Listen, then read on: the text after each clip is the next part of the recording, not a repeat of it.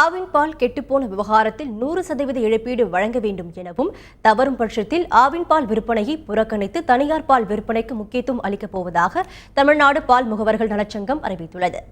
சென்னையில் செய்தியாளர்களிடம் பேசிய அச்சங்கத்தின் மாநில தலைவர் பொன்னுசாமி, ஆவின் பால் கெட்டுப்போன விவகாரத்தில் 20% முதல் 50% தான் இழப்பீடு வழங்க முடியும் என அரசு அறிவித்துள்ளதை சுட்டிக்காட்டினார்.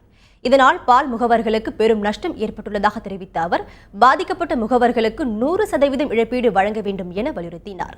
அத்துடன் கலப்பட பாலை கண்டுபிடிக்க 4 பேர் கொண்ட நிபுணர் குழுவை மாநில அரசு நியமிக்க வேண்டும் எனவும் பொன்னுசாமி கேட்டுக் கொண்டார்.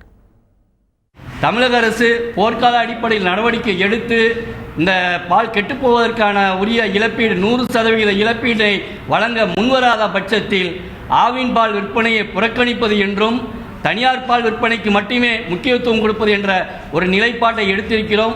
அதற்கு எங்களுடைய பொதுக்குழுவை வரும் வாரத்தில் எங்களுடைய மாநில பொதுக்குழு கூடி அதற்குரிய தேதியை முறைப்படி அறிவிக்க இருக்கிறோம்.